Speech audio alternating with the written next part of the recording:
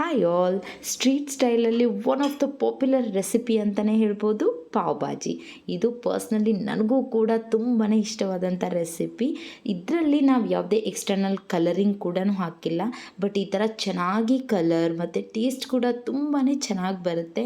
So ಇದಕ್ಕೆಲ್ಲ ಯಾವ್ಯಾವ ingredients ಬೇಕು, ಹೇಗೆಲ್ಲ ಮಾಡಿದ್ದೀವಿ ಅಂತ ನೋಡೋಣ ಬನ್ನಿ. ಸೊ ಈಗ ಒಂದು ಪ್ಯಾನ್ಗೆ ನಾನು ಸ್ವಲ್ಪ ಎಣ್ಣೆಯನ್ನು ಹಾಕಿದ್ದೀನಿ ಮತ್ತು ಇದಕ್ಕೆ ಸ್ವಲ್ಪ ಜೀರಿಗೆ ಹಾಕಬೇಕು. ಜೀರಿಗೆ ಎಲ್ಲ ಒಂದು ಸ್ವಲ್ಪ ಚಟಪಟ ಅಂದಮೇಲೆ ಸಣ್ಣಾಗಿ ಕಟ್ ಮಾಡಿರುವಂಥ ಈರುಳ್ಳಿನ ಹಾಕೋಣ. ಒಂದು ದೊಡ್ಡ ಸೈಜ್ ಈರುಳ್ಳಿನೇ ಹಾಕ್ಕೋಬೇಕು. ಆಮೇಲೆ ಒಂದು ಸಣ್ಣಾಗಿ ಕಟ್ ಮಾಡಿರುವಂಥ ಟೊಮೆಟೊನ ಹಾಕ್ಕೊಂಬಿಟ್ಟು ಸ್ವಲ್ಪ ಫ್ರೈ ಮಾಡ್ಕೊಳ್ಳೋಣ.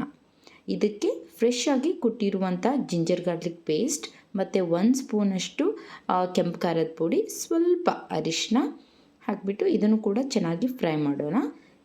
ಇದು ತೆಳಗೆ ಹೊತ್ಕೋಬಾರ್ದಂದರೆ ಸ್ವಲ್ಪ ನೀರು ಹಾಕಿಬಿಟ್ಟು ಟೊಮ್ಯಾಟೊ ಚೆನ್ನಾಗಿ ಮೆತ್ತಗಾಗೋವರೆಗೂ ಇದನ್ನು ಈ ಥರ ಫ್ರೈ ಮಾಡಬೇಕು.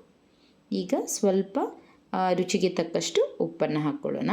ಸೊ ಮೇನ್ ಇಂಗ್ರೀಡಿಯೆಂಟ್ ಕಲರ್ ಬರೋಕ್ಕಂತ ಹೇಳಿದ್ನಲ್ಲ, ಸೊ ನೀವು ಬೀಟ್ರೂಟನ್ನು ಹಾಕ್ಕೊಂಡ್ಬಿಟ್ರೆ ತುಂಬ ಚೆನ್ನಾಗಿ ಕಲರ್ ಬರುತ್ತೆ.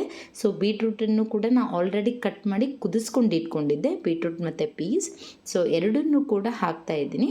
ಸೊ ಎಲ್ಲ ಸ್ಮ್ಯಾಶರ್ ತೊಗೊಂಡು ಸ್ವಲ್ಪ ಈ ಥರ ಸ್ಮ್ಯಾಶ್ ಮಾಡಬೇಕು. ಅದೇ ಬಾಯಲ್ಲಿ ಬಂದರೆ ಈ ಥರ ಚೆನ್ನಾಗಿ ಅನಿಸಲ್ಲ. ಸೊ ಪೊಟ್ಯಾಟೊನೂ ಕೂಡ ನಾನು ಬೇಯಿಸ್ಬಿಟ್ಟು ಅದನ್ನು ಕೂಡ ಸ್ಮ್ಯಾಶ್ ಮಾಡಿ ಇಟ್ಕೊಂಡಿದ್ದೆ. ಸೊ ಅದನ್ನು ಕೂಡ ಹಾಕಿಬಿಟ್ಟು ಇವೆಲ್ಲನೂ ಇನ್ನೊಂದು ಸಾರಿ ನೀವು ಸ್ಮ್ಯಾಶ್ ಮಾಡ್ಕೋಬೇಕು. ಆಮೇಲೆ ಇದಕ್ಕೆ ಜಾಸ್ತಿನೇ ನೀರು ಹಿಡಿಯುತ್ತೆ. ಸೊ ಒಂದು 2 ಗ್ಲಾಸ್, ದೊಡ್ಡ ಗ್ಲಾಸ್ಲಿ ಒಂದು 2 ಗ್ಲಾಸ್ ನೀವು ಇದಕ್ಕೆ ನೀರು ಹಾಕಿ ಪಾವ್ ಭಾಜಿ ಮಸಾಲಾನ ಲಾಸ್ಟಿಗೆ ಹಾಕಬೇಕು. ಸೊ ಲಾಸ್ಟ್ಗೆ ಇದು ಪಾವ್ ಭಾಜಿ ಮಸಾಲ ಹಾಕ್ತಿದ್ದೀನಿ. ಸೊ ಒಂದು 10 ನಿಮಿಷ ಇದು ಚೆನ್ನಾಗಿ ಸಣ್ಣ ಫ್ಲೇಮಲ್ಲಿ ಕುದಿಬೇಕು.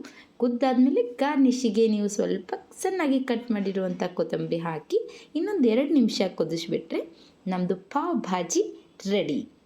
ಸೊ ಈಗ ಪಾವನ್ನು ಬೇಯಿಸ್ಕೊಂಬಿಡೋಣ.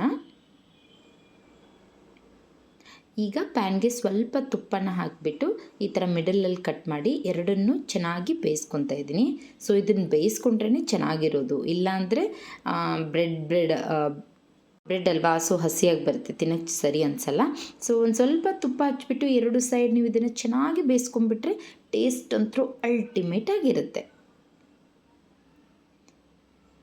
ನೋಡಿ, ಈಗ ಎರಡನ್ನೂ ಈ ಥರ ಒಂದು ಸ್ವಲ್ಪ ಬ್ರೌನ್ ಬರೋವರೆಗೂ ನಾನು ಬೇಯಿಸ್ಕೊಂಡಿದ್ದೀನಿ. ಈಗ ಬಾಜಿನ ಹಾಕ್ಕೊಂಡ್ಬಿಟ್ಟು ಮೇಲೆ ಸ್ವಲ್ಪ ನೀವು ಸಣ್ಣಾಗಿ ಕಟ್ ಮಾಡಿರುವಂಥ ಈರುಳ್ಳಿನ ಹಾಕಬೇಕು. ಸ್ವಲ್ಪ ತುಪ್ಪನ ಹಾಕ್ಕೊಂಡ್ಬಿಟ್ಟು ಟೇಸ್ಟ್ ಮಾಡಿದರೆ ಸೂಪರಾಗಿರುತ್ತೆ. ಸೊ ನೀವು ಕೂಡ ಈ ರೆಸಿಪಿನ ಮನೆಯಲ್ಲಿ ಡೆಫಿನೆಟಾಗಿ ಟ್ರೈ ಮಾಡಿ. ಮಕ್ಕಳು ಈ ವೆಜಿಟೇಬಲ್ಸ್ ತಿನ್ನಲ್ಲ ಅಂದರೆ ಇದರಲ್ಲೇ ಹಾಕಿಬಿಟ್ಟು ಮಾಡಿದರೂ ಕೂಡ ತುಂಬಾ ಟೇಸ್ಟಿಯಾಗಿರುತ್ತೆ.